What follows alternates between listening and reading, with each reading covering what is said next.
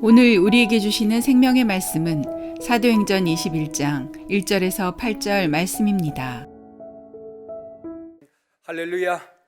옆에 분과 인사하시겠습니다. 주님의 이름으로 사랑합니다.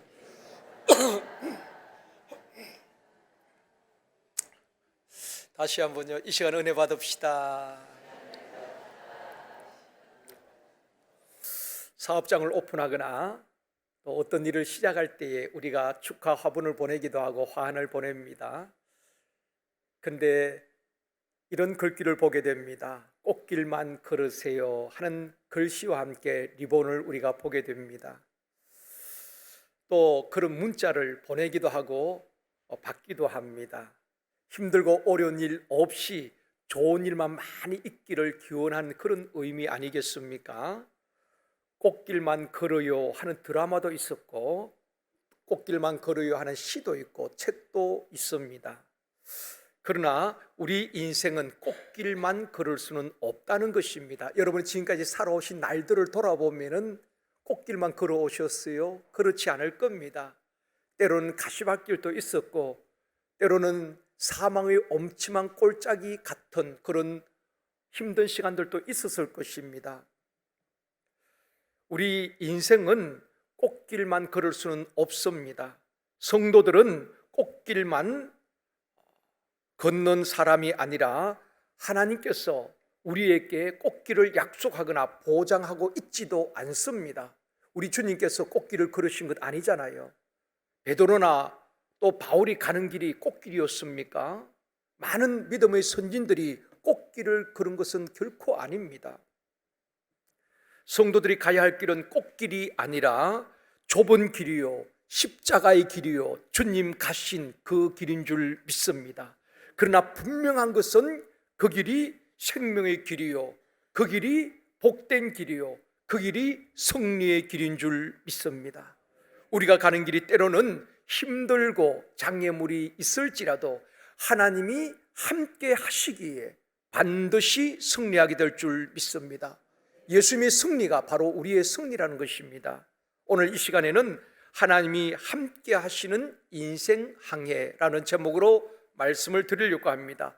20장 후반부에 보면은 바울이 밀레도에서 에베소 교회 장로들을 초청하여서 유언적인 설교를 하게 됩니다. 장로님들, 내가 에베소에서 복음을 전하고 3년 동안 어떻게 섬겼는지 기억하십시오.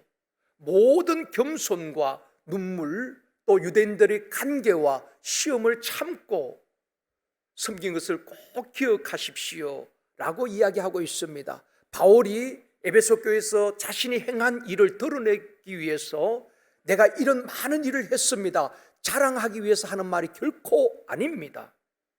사도행전 20장 29절 말씀입니다. 같이 읽겠습니다. 내가 떠난 후에 사나운 이리가 여러분에게 들어와서 그 양떼를 아끼지 아니하며, 이 이유 때문에 바울이 밀레도 선창가에서 장로들에게 당부를 하고 있는 것입니다. 바울이 떠난 이후에 이단들과 거짓 교사들이 이 에베소 교회에 들어와서 사나운 이리들이 와서 양떼를 해친다는 것입니다. 바울은 그것을 지금 예감하고 있는 것입니다. 그래서 에베소 교회 장로들을 불러다 놓고, 장로님들, 하나님께서 당신들을 교회의 감독자로 세우셨습니다. 하나님께서 피로 세우신 교회를 든든히 세우고 사나운 이리가 와서 양떼들을 뺏어가지 못하도록 장로님들께서 양들을 위하여서, 성도들을 위하여서 눈물로 기도하며 그들을 잘 돌볼 것을 당부하고 있는 것입니다.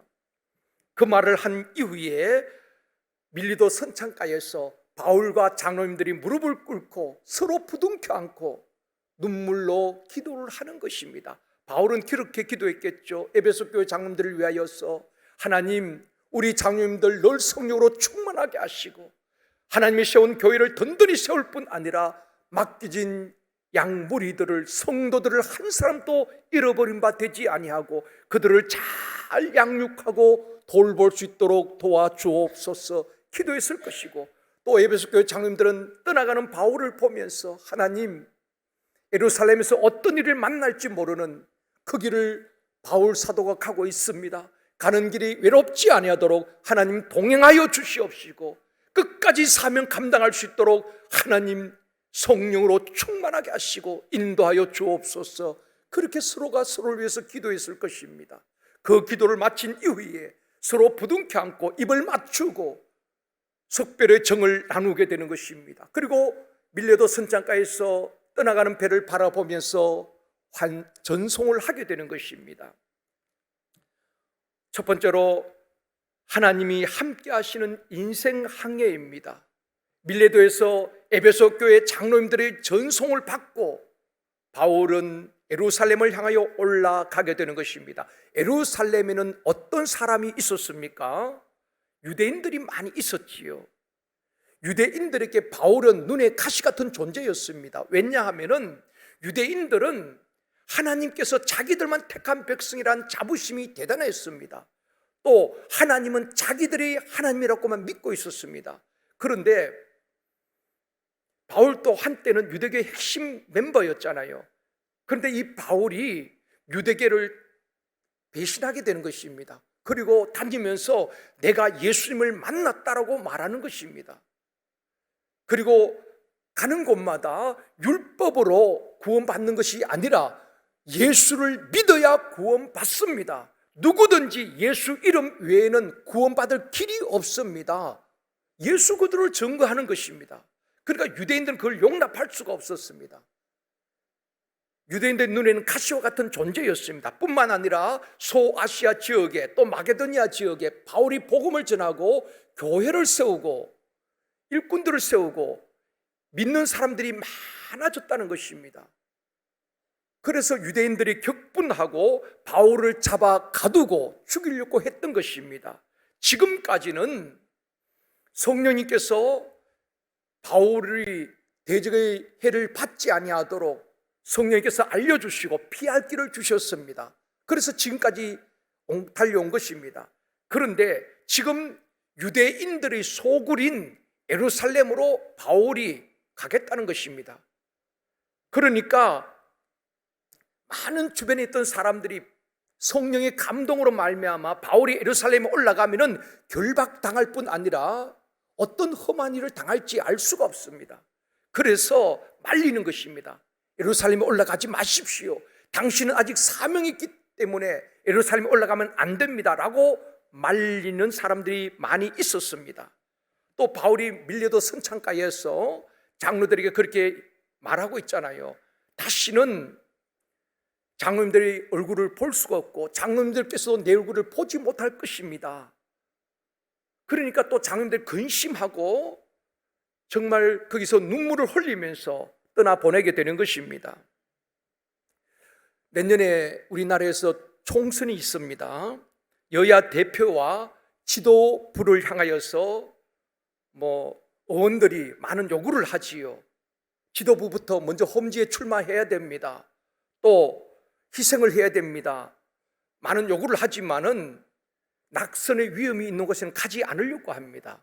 대부분의 분들이 그렇죠. 정치 지도자들도 보면은 안전한 길, 또 꽃길만 걸으려고 합니다. 원래 전국 대학 교수들이 뽑은 올해의 사자성어가 있습니다. 견리망이란 사자성어를 대학 교수들이 1순위로 뽑았습니다. 이 견리망이란 뜻은 이로움을 보자 어로움을 잇는다. 좀 쉽게 표현하면은 눈앞에 이익이 보여질 때에 어리도 져버린다는 그런 의미거든요. 대학 교수들 이것을 1순위로 꼽았습니다. 지금 우리 사회는 견리망리의 현상이 참 많이 있습니다. 눈앞에 보이는 이익을 쫓아서 자기 야망과 욕심을 위해서라면 친구도 배신합니다. 그리고 어리도 져버린다는 것입니다. 그래서 1순위로 꼽았던 것입니다. 하나님 없이 사는 사람들은 자신의 욕심을 따라서 자기 야망을 따라서 눈앞에 이익을 쫓아서 친구도 버리고 어리를 저버리는 경우가 참 많이 있습니다. 그러나 믿음의 사람들은 욕심을 따라 사는 사람이 아닙니다. 눈앞에 이익을 쫓아 사는 사람이 아니라 말씀을 쫓아가고 주님의 인도하심을 따라서 사명을 따라 살아가는 사람을 그리스도인이라고 말하는 것입니다. 오늘 본문에 바울이 삶이 그러했지요. 예루살렘에 올라가면 결박을 당하고 죽을 수도 있습니다. 그래서 많은 제자들이 말리는 것입니다. 예루살렘에 올라가지 말라고 말입니다. 그렇지만 바울은 강력하게 미는 힘이 있었습니다. 아마 성령님께서 바울에게 바울아, 너가 예루살렘에 가서 결박을 당할 수도 있지만은 너는 올라가야 한다. 그리고 너는 로마까지 가야 한다. 로마에 가서 복음을 전해야 된다. 당시에 로마 제국이 엄청나게 강한 나라였죠. 전 세계를 향하여서 지배하는 그 로마에 가서 너는 복음을 전해야 된다. 그러기에 강력한 성령의 미는 힘에 의해서 바울은 죽음을 각오하고 예루살렘으로 올라가고 있는 것입니다. 오늘 본문 1절 말씀입니다. 보면 우리가 그들을 작별하고, 우리는 바울과 또 사도행전의 저자인 누가와 또 함께하는 일행들이 있었을 것입니다. 그들을 말하죠. 또 그들은 누구입니까? 바로 에베소 교회 장로들을 말하는 것입니다. 밀레도 항구에서 바울 일행이 에베소 교회 장로님들과 작별하고 이 말입니다. 누가는 의사이잖아요. 의사니까 공부도 많이 하고 아는 것도 많은 사람입니다. 이제 예루살렘에 올라가는데 바울과 의사 누가와 또 동행하는 다른 동행자들이 있었다는 것입니다. 밀레도 항구에서 에베소 교회 장로님들과 작별하고 배를 타고 떠나게 되는 것입니다. 그런데 오늘 1절에 우리가, 이 단어가 굉장히 중요합니다. 우리는 성경 읽을 때 우리가 그들을 작별하고 배를 타고 떠났구나, 그렇게 지나갑니다. 저도 그랬거든요. 말씀을 좀 이렇게 깊이 묵상하고 주석과 여러 가지 문헌을 이렇게 살피면서 연구하는 가운데에 이 우리가라는 말 속에 굉장한 의미가 있더라고요. 제가 말씀을 주면서 큰 은혜를 받았습니다. 그래서 오늘은 우리가, 이 말씀을 중심으로 우리가 말씀을 듣기를 원합니다. 이 우리라는 말은 신학적으로 굉장히 중요한 의미가 있습니다. 사도행전에 보면 우리라는 단어가 많이 나옵니다. 16장에도 20장에도 21장에도 또 27장에도 28장에도 우리라는 단어가 많이 나오는데, 위색선이라는 그런 의미입니다. 위라는 것은 우리잖아요. 또 색선은 부분 또는 구역, 이런 의미입니다. 누가와 바울이 한 팀이 되었기 때문에 우리라는 그런 해석도 가능합니다. 그런데 신학자들의 연구에 의하면은 우리가 위색선이라는 이 표현은 당시에 어부나 바다를 항해하는 사람들이 항해 일지를 씁니다. 이런 스타일로 항해 일지를 썼다는 것입니다. 우리가 지중해를 건너서 어디로 간다, 이런 스타일로 항해 일지를 썼다는 것입니다. 항상 우리가 어디로 간다, 이렇게 항해 일지를 썼다는 것입니다. 우리가, 이것은 무슨 뜻입니까? 당시 사람들이 가장 두려워했던 것이 바다입니다. 왜냐하면은 바다를 항해하다가 갑자기 풍랑이 일어날 수도 있고 폭풍을 만날 수도 있습니다. 지금처럼 과학이 발달한 시대가 아니잖아요. 지금은 다 예측합니다. 태풍이 언제 한반도를 지나갈지 다 기상청에서 예보를 하잖아요. 당시에는 그런 게 없었습니다. 항해하다 보면은 폭풍을 만나기도 하고 잔잔한 바다가 갑자기 유라굴로 광풍이 일어나기도 한다, 이 말입니다. 그래서 바다를 굉장히 무서워했습니다. 지금도 그렇지요. 배를 타거나 바닷가에 사는 분들을 보면은 우상을 많이 섬깁니다. 바다로 나가기 전에 제사를 지낸다든지 그런 일들이 많이 있잖아요. 그만큼 위험하기 때문에 그런 것입니다. 러시아 속담에 보면은 전쟁터로 나갈 때는 한 번 기도하라, 바다로 나갈 때는 2번 기도하라, 결혼을 할 때는 3번 기도하라는 러시아 속담이 있습니다. 전쟁터로 나가는 것이 얼마나 위험합니까? 바다로 나가는 것이 얼마나 위험합니까? 그러니까 기도를 하라는 것입니다. 여러분, 결혼 위험하지 않습니까? 결혼 축복이라고 생각합니다. 맞아요. 그렇지만은 결혼은 어쩌면 우리 모든 전 나머지 인생을 60년, 70년, 80년 함께 살아야 할 배우자를 선택하는 것이 얼마나 신중해야 됩니까? 그렇기 때문에 기도를 많이 하라는 그런 속담이 있습니다. 우리 인생을 광야에 비유하기도 합니다. 광야는 언제 어떤 일이 일어날지 모르는 것입니다. 언제 바람이 몰아와서 모래 언덕이 사여질지 아니면 언제 모래 언덕이 사라질지 예측할 수 없는 것이 광야인 것입니다. 광야는 하나님의 은혜가 아니면 살아갈 수 없는 곳이지요. 또 우리 인생을 바다에 항해하는 항해에 비유할 때가 있습니다. 광야나 바다 다 위험한 곳입니다. 그러므로 저와 여러분이 가는 길은 꽃길이 아니라 곳곳에 위험이 도사리고 있다는 것입니다. 언제 어떤 일을 만날지 모른다는 것입니다.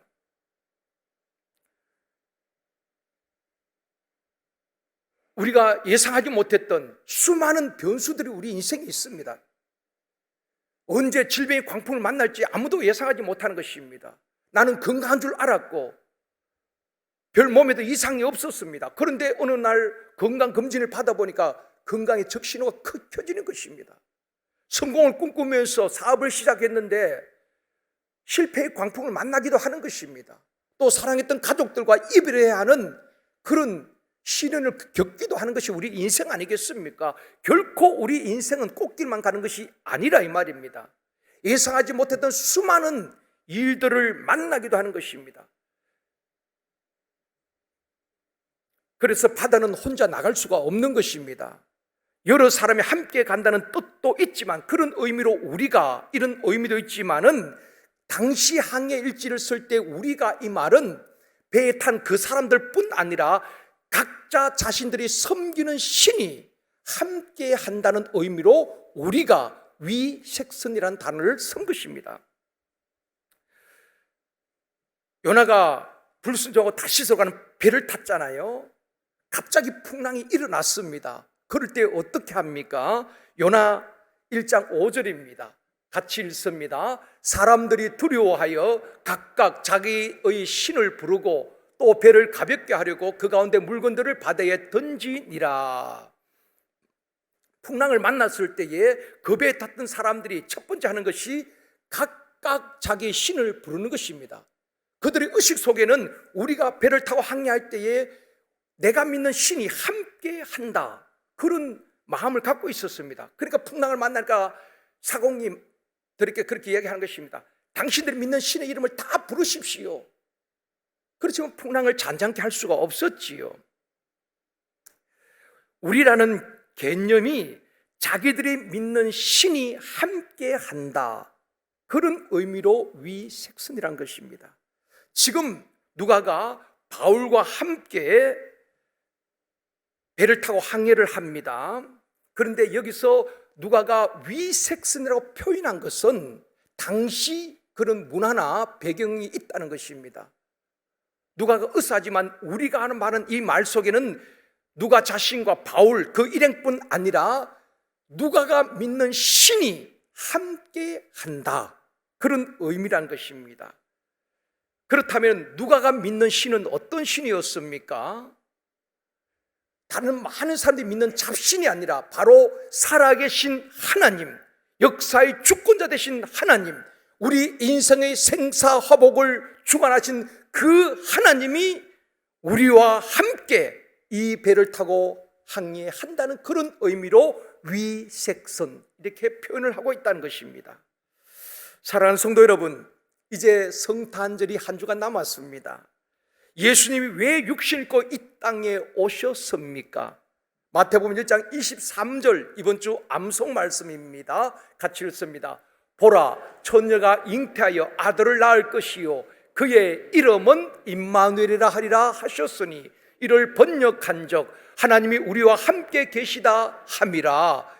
예수님이 이 땅에 육신을 입고 이 땅에 오신 그 이름이 임마누엘입니다. 번역하면 하나님이 우리와 함께 계시다. 우리 주님이 이 땅에 오신 목적은 하늘에서 내가 너희를 구원하노라, 그것이 아니라 이 땅에 육신을 입고 오셔서 우리와 함께 하시고 구원을 완성하신 것입니다.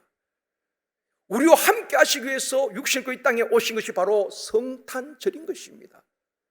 그렇다면 주님께서 공생의 사역을 마치시고 구원을 완성하시고 하늘로 올라가시면서 우리를 고와 같이 버려두지 아니하시고 성령을 보내주셨습니다.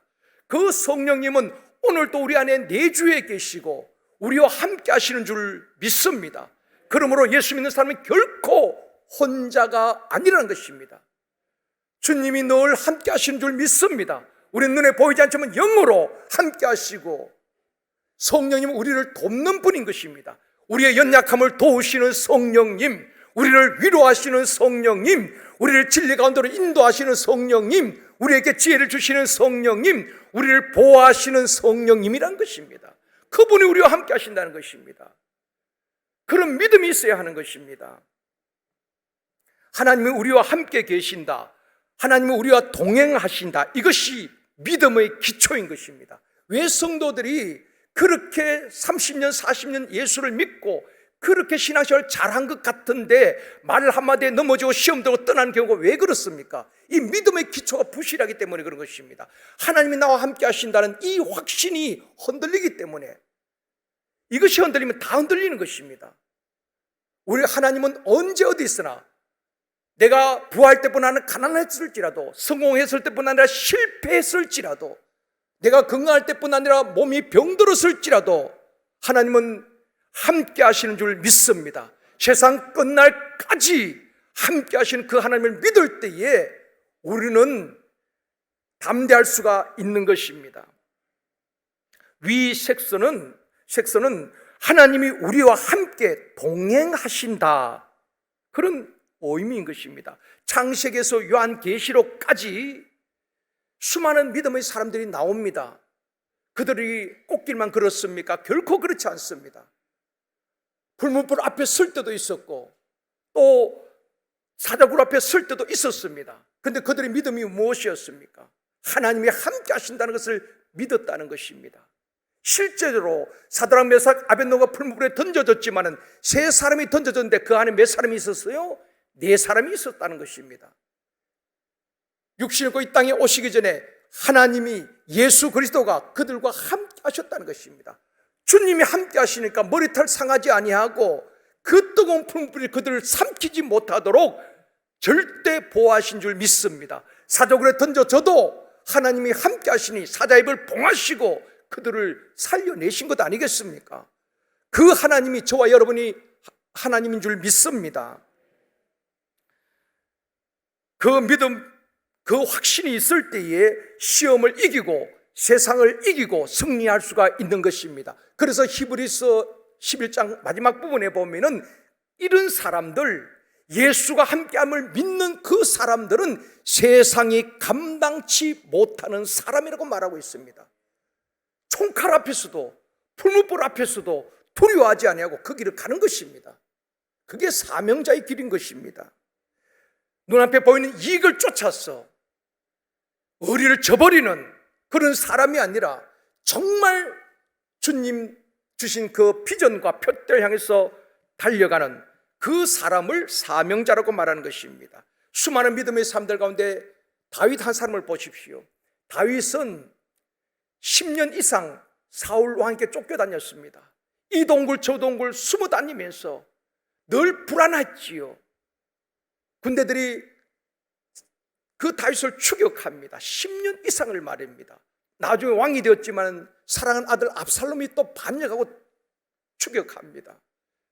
신발도 신지 못하고 수건으로 얼굴을 가린 채 감난산을 가면서 다윗은 울면서 그 감난산으로 넘어갑니다. 그런 다윗이 뭐라고 고백합니까? 시편 23편 4절입니다. 같이 읽습니다. 내가 사망의 엄침한 골짜기로 다닐지라도 해를 두려워하지 않을 것은 주께서 나와 함께 하심이라. 다윗이 가는 길이 꽃길이 아니었습니다. 사망의 엄침한 골짜기가 있었고 수많은 대적들이 있었습니다. 시편 3편도 보면은 천만인이 나를 둘러치려 할지라도 나는 두려워하지 아니하리니 주께서 나와 함께 하심이라. 사망의 엄침한 골짜기를 다니고 수많은 대적들이 있었고 장애물이 있어도 나는 두려워하지 않는다. 왜냐하면은 하나님이 나와 함께 하시기 때문이라고 고백하고 있는 것입니다. 이것이 저와 여러분의 고백이 되어지기를 원합니다. 어두운 밤길에 여러분 혼자 가면 무섭잖아요. 그런데 어린 아이지만은 걸음을 갓 배운 그 아이를 손잡고 가도 굉장히 든든합니다. 아이가 무슨 힘이 있겠어요. 그런데 아이만 같이 가도 그렇게 의지가 되는 겁니다. 또 사람이 아니어도 반려견하고 같이 가보십시오. 얼마나 의지가 되고 힘이 되는지 모릅니다. 이처럼 사람이 함께해도, 심지어 반려견이 함께해도 그렇게 의지가 되는데, 광야 같은 인생길을 걸어갈 때에 위험한 바다를 항해하는 인생길에 누구와 동행하느냐가 중요한 것입니다. 우리는 혼자로 생각합니다. 저는 이 관악구 잘 몰라서 지난번에 우리 정토 집사님이 관악구 성탄 추리 점등식에서 그때 이제 인사하시면서 그런 말씀하셨어요. 우리 관악구에 혼자 사는 가정이 60% 정도 된다고 합니다. 가구수, 그리고 인구 대비는 40% 그런 말을 했는데 저도 처음 들었거든요. 우리 관악구에도 혼자 사는 분이 얼마나 많이 있는지 모릅니다. 근데 다 혼자라고 생각하거든요. 그러니까 외롭고 고독한 것입니다. 우리는 결코 혼자가 아니라 주님이 함께 하시는 줄 믿습니다. 그러기에 우리는 불안과 두려움이 아니라 담대할 수 있다는 것입니다. 하나님이 함께 하시면 불가능을 가능하게 하시고 어떤 난관, 어떤 문제도 뚫고 나갈 수가 있는 것입니다. 그분이 창조주 하나님 아니십니까? 그분은 가난한 자를 높이시기도 하고 살리기도 하시고 죽이기도 하시는 절대 주권자입니다. 그분이 진정한 만왕의 왕이 되시는 것입니다. 오늘 본문 1절에서 3절은 항해일지라고도 말할 수가 있습니다. 누가는 우리가 하는 말 속에 하나님이 우리와 함께 하신다, 위색선이라는 의미를 담고 있다는 것입니다. 1절 말씀 다시 보시겠습니다. 같이 읽습니다.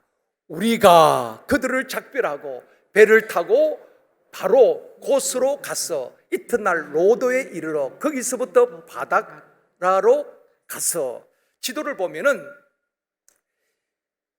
소아시아, 지금 터키죠. 밀레도에서 에베소 교회 장로들과 작별을 합니다.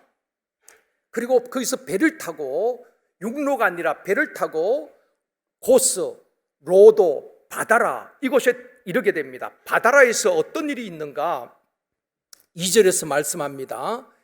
2절 같이 읽습니다. 배 내리고 건너가는 배를 만나서 타고 가다가, 지금까지는 그 해변 가까이, 그러니까 파도가 일어도 크게 일지 않는 해변 가까이를 가지고 해변을 따라서 바다라까지 이르게 됩니다. 이 바다라에서 배 내리고 가는 큰 배로 갈아타게 됩니다. 그리고 3절에 말씀합니다. 같이 읽습니다. 구보로를 바라보고 이를 왼편에 두고 수리아를 항해하여 두로에 상륙하니 거기서 배의 짐을 풀려 함이르라. 자, 바다라에서 큰 배를 갈아타고 이제 넓은 바다로 나옵니다. 그리고 구보로를 바라보면서 두로를 가게 되는 것입니다. 그리고 두로에 상륙하게 되는 것입니다. 이스라엘 본토 땅에 상륙하게 되는 것입니다. 바울이 구보로는 잊을 수가 없죠. 사도행전 13장에 보면은 안디옥 교회에서 바울과 바나바를 선교사로 파송합니다. 바울과 바나바가 첫 번째 간 곳이 바로 1차 전도 원정 때 바로 구보로에 가게 되는 것입니다. 그런데 그 구보로를 바라보면서 이제 두로를 향해서 가게 되는 것입니다. 아마 만감이 교차했을 것입니다. 이렇게 두로에 상륙하게 됩니다.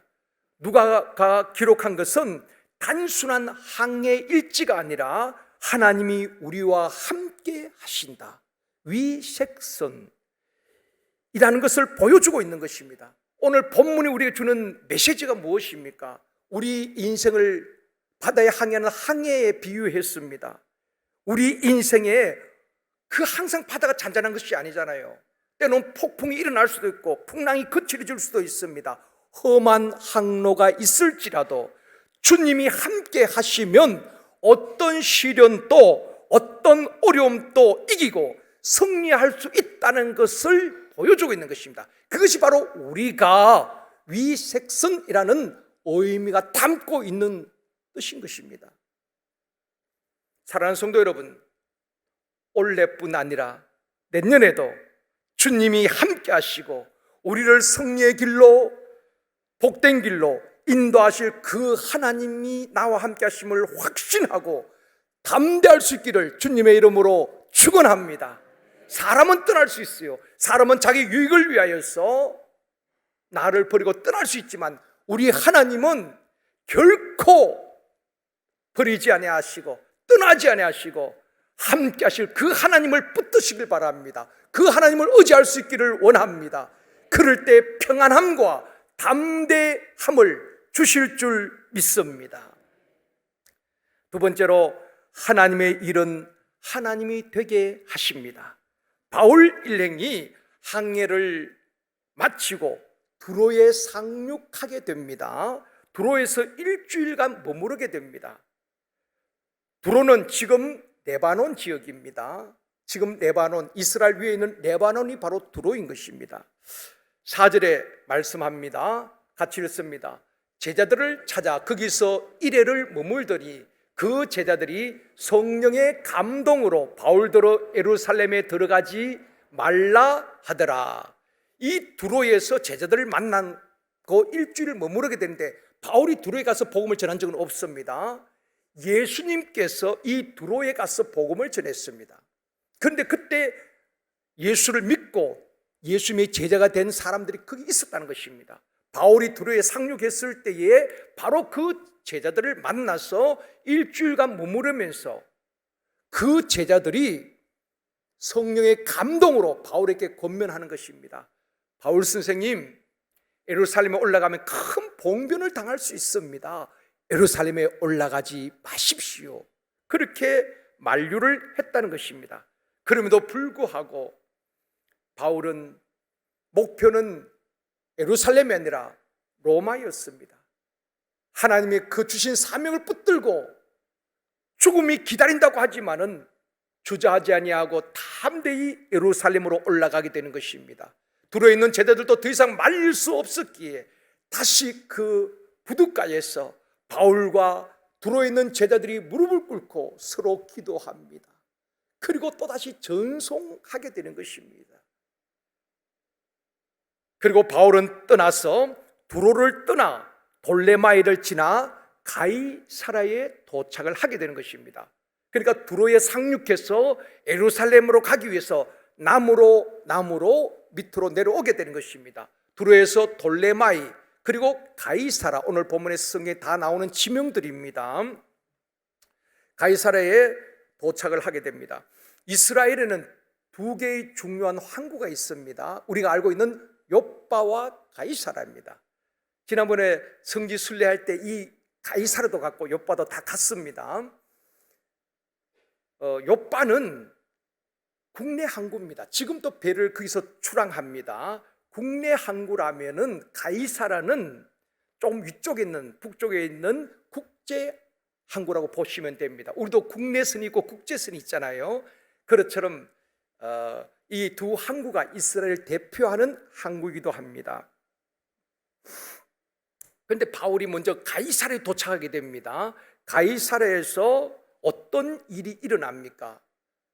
이 가이사라에서 바울이 초대교회 7집사 가운데 빌립이란 사람을 20년 만에 만나게 되는 것입니다. 오늘 8절에서 말씀합니다. 같이 읽습니다. 이튿날 떠나 가이사라에 이르러 7집사 중 하나인 전도자 빌립의 집에 들어가서 머무느니라. 이 가이사라에서 20년 만에 초대교회 7집사 가운데 빌립을 만나게 되는 것입니다. 사도행 6장에 7집사를 세우잖아요. 그리고 7장에서 스데반이 순교당하게 됩니다. 8장에 가서 보면은 스데반이 순교한 이후에 예루살렘에 큰 박해가 있었습니다. 그때에 사도들 외에는 다 흩어지게 됩니다. 사도들 외에는. 그때 빌립은 집사였잖아요. 그러니까 그 핍박을 피하여서 사마리아로 가게 됩니다. 그 사마리아에서 복음을 전하는데 사마리아에 큰 부흥이 일어났어요. 근데 또 성령께서 빌립에게 너 광야로 가라. 광야로 가게 됩니다. 광야에서 에디오피아 내시를 만나서 그에게 복음을 전하고 세례를 주는 그런 장면이 8장에 나옵니다. 이제 20년 만에 이 가이사랴에서 바울과, 옛날 핍박자 바울과 초대 7집사 가운데 한 사람 빌립이 만나게 되는 것입니다. 빌립이 바울에게 무슨 말을 했겠습니까? 바울씨, 그때 당신이 교회를 핍박하고 사람들 막 끌어오고 옥에 가두고 그럴 때 우리가 다 죽는 줄 알았어요. 그래서 나도 예루살렘에 박해가 있을 때 피해서 사마리아로 도망가다시피 했습니다. 그 사마리아에 가서 복음을 전했는데 하나님이 역사하셔서 사람에게 붙었던 더러운 귀신들이 소리를 지르고 떠나가게 되어지고 각색 병든 자가 낫게 되어지고 그 마귀가 지배하던 악한 영들이 지배하던 우울한 그 사마리아가 큰 기쁨이 있었습니다. 아마 빌립이 신바람이 나서 그렇게 자기 간증을 했을 것입니다. 또 바울은 뭐라고 했겠습니까? 빌립 집사님, 그때는 참 미안했어요. 나는 그때 예수님을 만나지 못했기 때문에 교회를 핍박하고 사람들을 죽인데 앞장섰습니다. 그때 내가 예수를 만나지 못했어요. 근데 다메섹에 있는 사람을 끌고 오기 위해서 다메섹으로 가다가 다마스쿠스 다 이르렀을 때에 강렬한 빛이 임하고 내가 주님을 거기서 만났습니다. 주님의 음성을 들었습니다. 그때 내가 회심을 하고 그때부터 지금까지 한결같이 달려왔습니다. 1차, 2차, 3차 전도 원정을 다니면서 루스드라에서는 돌에 맞아 죽을 뻔했고 또 빌립보에서 복음을 전하다가 귀신을 쫓아냈다는 이유로 매를 실컷 얻어맞고 착고가 채워지고 빌립보 감옥에 갇혔습니다. 근데 그날 밤에 찬양하고 기도했을 때에 하나님의 역사하셨는데 지진이 일어나고 옥토가 움직여지고 옥문이 열려지고 매였던 것이 다 벗어지는 기적이 일어나고 거기서 내가 간수도 전도했습니다. 아마 바울도 막 자기 회심부터 시작해서 지금까지 모든 20년의 사역을 간증하면서 두 남자가 막 하나님 앞에 영광을 올려드렸을 것입니다.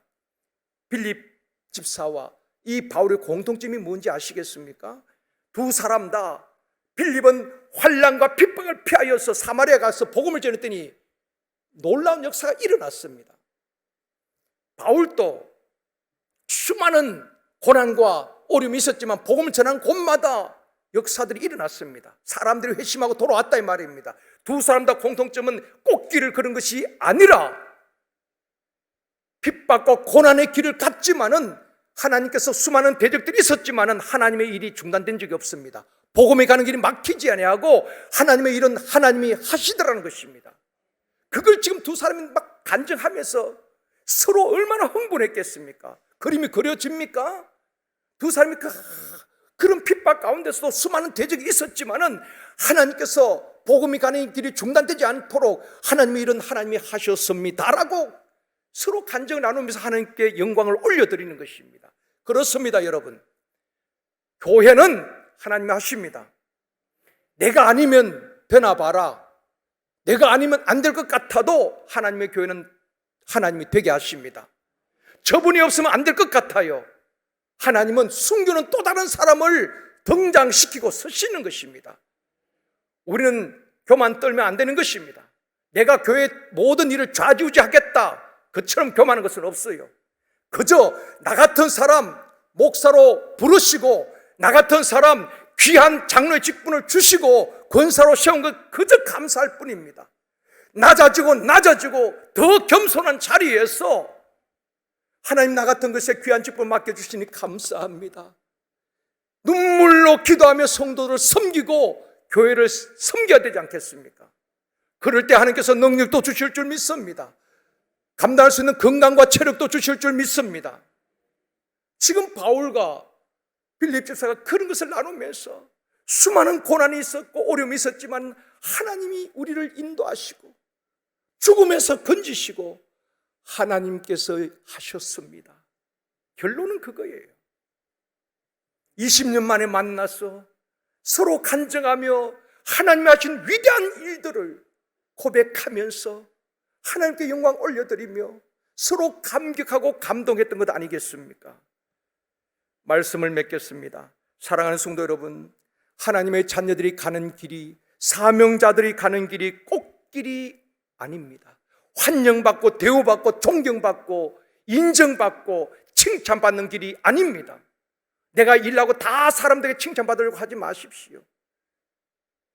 우리가 가는 길이 꽃길이 아니라 곳곳에 뱀과 정갈이 있고 곳곳에 위험이 도사리고 있는 광야길을 가고 있다는 것입니다. 언제 풍랑을 만날지 모르는 바다를 항해하고 있는 것이 바로 우리 인생길인 것입니다. 많은 사람들이 환경에 따라서 무너지기도 하고 주저앉기도 합니다. 그러나 우리가 기억해야 될 것은 바다를 항해할 때도 나 혼자 가는 것이 아니라 우리 인생길을 살아갈 때에 나 혼자가 아니라 하나님이 함께 하신다는 것을 꼭 기억해야 하는 것입니다. 수많은 믿음의 사람들이 그 고난을 이겨낼 수 있었던 비결은 바로 그거였습니다. 하나님이 함께 하신다. 사람은 떠날 수 있어요. 그렇지만 하나님이 함께 하시기에 하나님의 일을 되게 하셨다는 것입니다. 빌립 집사에게도 바울에게도 말입니다. 그리고 하나님이 함께 하신 그 길이 광야길이든 바다를 항해하던 그 길이 주님이 함께 하시는 그곳이 가장 안전한 길이요 영광스러운 길인 줄 믿습니다. 바로 저와 여러분이 가는 그 길인 것입니다. 불확실한 미래로 인해서 많은 젊은이들이, 많은 국민들이 두려워하고 불안해합니다. 내년에 또 어떤 변화가 있을까 기대하지만 또 두려움도 있습니다. 그러나 하나님이 우리와 함께 하심을 확신할 때에 우리는 두려움이 아니라 하나님이 행하실 위대한 일을 기대하는 마음으로, 평안한 마음으로, 그리고 담대한 믿음으로 새해를 맞을 수가 있다는 것입니다. 우리 모두가 두려움과 불안이 아니라 하나님이 나와 함께 하심을 확신하고 담대히 한 해를 잘 마무리하시고 기대감을 가지고 새해를 맞을 준비하는 저와 여러분이 되어지기를 주님의 이름으로 축원합니다.